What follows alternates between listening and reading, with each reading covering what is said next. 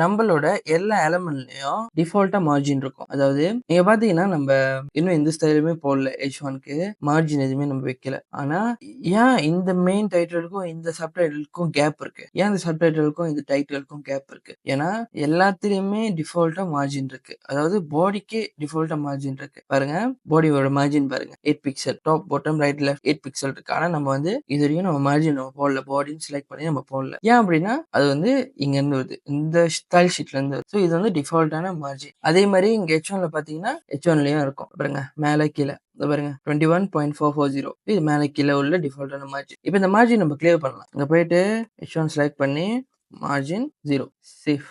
இப்போ பார்த்தோம்னா நம்மளோட பாருங்க கேப் இருந்த கேப் குறைஞ்சிச்சு பாருங்க 3த்துக்கும் இருந்த கேப் குறைஞ்சிருச்சு.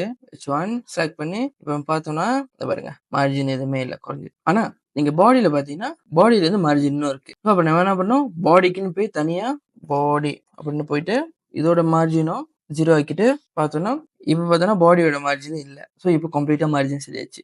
ஆனா நீங்க வந்து ஒரு எலமெண்ட்டும் போடுறப்போ ஒரு வாட்டியும் நீங்க வந்து 0 0 மார்ஜின் 0 0ன்னு போட்டுட்டே இருக்கணும். அது வேலை கூட.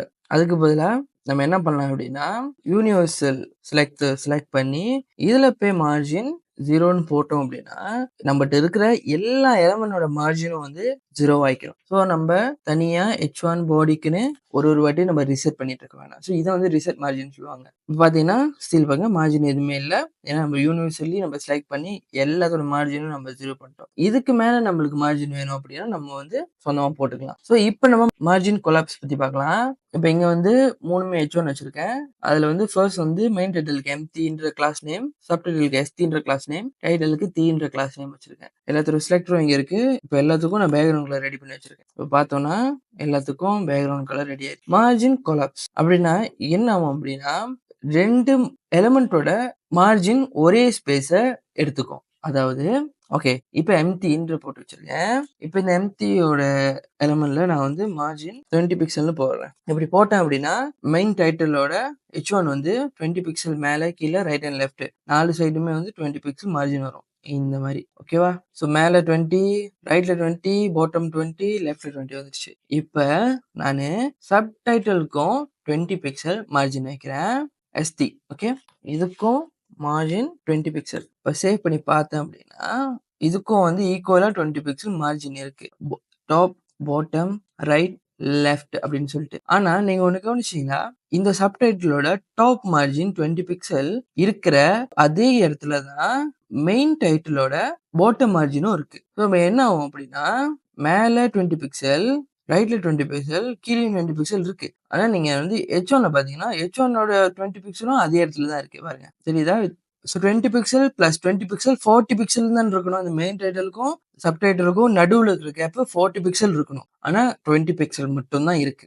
இதுதான் வந்து மார்ஜின் கொலாப்ஸ் சொல்லுவாங்க. இது வந்து CSSோட ஒரு பக் நினைச்சுக்க வேணாம். CSS பில்ட் பண்ணதே இப்படிதான் பில்ட் பண்ணாங்க. மார்ஜின் வந்து கொஞ்சம் வியர்டான ப்ராப்பர்ட்டி. நம்ம ஒண்ணு யோசிச்சு செய்வோம். ஆனா வேற ஒண்ணு நடக்கும். ஸோ அதனால நீங்க கேர்ஃபுல்லா மார்ஜின் நல்லா புரிஞ்சுக்கணும். ஏன்னா மார்ஜினுக்கு வந்து சர்டன் ரூல்ஸ்லாம் இருக்கு. ஓகே இப்போ இந்த மாதிரி 2 மார்ஜின் வந்து ஒரே இடத்த ஷேர் பண்ணிக்க தெரியுமா? இது வந்து பிளாக் லெவல் எலமெண்ட்ல மட்டும் தான் நடக்கும். இன்லைன் எலமெண்ட் நடக்காது. அதுவும் இல்லாம இது வந்து ஃப்ளோவான லேஅவுட்ல மட்டும்தான் நடக்கும். Layout like flex box, grid இதெல்லாம் நடக்காது. இந்த ஃபிளெக்ஸ் பாக்ஸ், கிரிட் இதெல்லாம் வந்து நான் ஃபியூச்சர்ல சொல்லி கொடுக்குறேன். அதுவும் இல்லாம இந்த மாதிரி மார்ஜின் கொலாப்ஸ் வந்து மேல ஒரு எலமெண்ட் இருக்கு, கீழே ஒரு எலமெண்ட் இருக்குல்ல, இந்த மாதிரி வெர்டிகலா இருக்கிறப்ப அதுக்கு ரெண்டுத்துக்கும் நடுவுல தான் இந்த மாதிரி கொலாப்ஸ் நடக்கும். ரைட் அண்ட் லெஃப்ட் நடக்காது. அதாவது மெயின் டைட்டில் இங்க இருந்தும் பக்கத்துல சப்டைட்டில் இருந்துச்சு அப்படின்னா ரைட் அண்ட் லெஃப்ட் நடக்காது. ஸோ இப்போ பாருங்க மெயின் டைட்டில் சப்டைட்டில் பக்கத்துல நான் போட்டிருக்கேன். ஸோ ரெண்டுமே வந்து H1 தான். இப்போ பார்த்தீங்கன்னா இப்போ இங்கே H1ஓட மார்ஜின் இருக்கு. ரைட் அண்ட் லெஃப்ட் பாருங்க 20 பிக்சல் 20 பிக்சல் பாட்டம் டாப்பும் 20 பிக்சல் 20 பிக்சல். இதோட மார்ஜின் நல்லா பாருங்க. தென் இப்போ சப்டைட்டில் மார்ஜின் பாருங்க. தெரியுதா? 2 மார்ஜினும் கொலாப்ஸ் ஆகுது பாருங்க. இப்போ டோட்டலா வந்து மெயின் டைட்டிலுக்கும் சப்டைட்டிலுக்கும் நடுவில் இருக்கிற கேப் வந்து 40 பிக்சலா மாறி இருக்கும். ஏன்னா வந்து 20 பிக்சல் பிளஸ் 20 பிக்சல் அந்த மாதிரி. ஆனா வந்து ஒன்ஸ் அது வந்து வெர்டிகலா இருக்கு அப்படின்னா இந்த மாதிரி பாட்டம் அண்ட் டாப் மார்ஜின் வந்து ஒரே இடத்த ஷேர் பண்ணிக்கும்.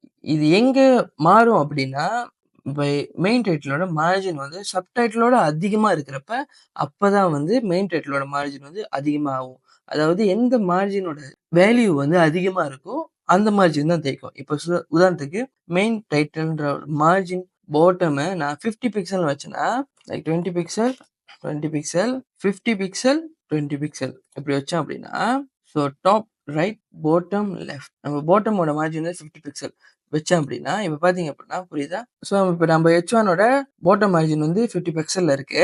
அந்த 50 பிக்சல் உள்ளுக்கு தான் இந்த சப்டைட்டிலோட 20 பிக்சல் ஷேர் பண்ணிச்சு. அவ்வளவுதான். ஸோ டோட்டலா இது 2த்துக்கும் நடுவுல 50 பிக்சல் தான் கேப் இருக்கும். 50 பிளஸ் சப்டைட்டிலோட 20 சேர்த்து 70 பிக்சல் இருக்காது. நம்மட்டயும் டிஃபால்ட் மார்ஜின் இருக்கு. பாருங்க இந்த மாதிரி H1 அதுக்கப்புறம் இந்த செக்ஷன் டிஃபால்ட்டான மார்ஜின் இருக்கு.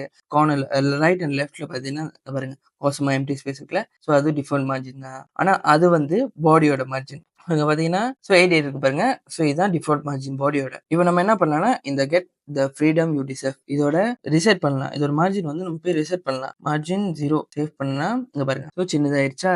அப்புறம் நம்ம பாடியோட மார்ஜினையும் ரிசெட் பண்ண வேண்டியதான். Margin 0 save. இப்போ பாடிக்கு மார்ஜின் இல்ல தனியா பாருங்க. ஸோ பாடி எம்டி ஆயிடுச்சு. மார்ஜின் எதுவும் இல்ல. ஸோ நம்ம கோட்லயும் மார்ஜின் கொலாப்ஸ் இருக்கு. ப்ராடக்ட் ஓவியூ பாருங்க. இது நம்ம போட்ட மார்ஜின். இந்த மார்ஜினும் இந்த சப்டைட்டிலோட மார்ஜினும் ஒரே ஸ்பேஸ ஷேர் பண்ணிக்குது பாருங்க. ஸோ இதுதான் இதுல நடக்கிற மார்ஜின் கொலாப்ஸ். ஸோ அப்ப நீங்க யோசிக்க கூடாதுல்ல. எப்படி நான் 20 பிக்சல் இதுக்கும் போட்டிருக்கேன். இதுக்கும் 20 பிக்சல் போட்டிருக்கேன். ஆனா நடுவுல இருக்கிற கேப் ஸ்டில் 20 பிக்சல்ல இருக்கு. ஏன் 40 பிக்சல் ஆகலன்றதுக்கு காரணம் தான் மார்ஜின் கொலாப்ஸ்.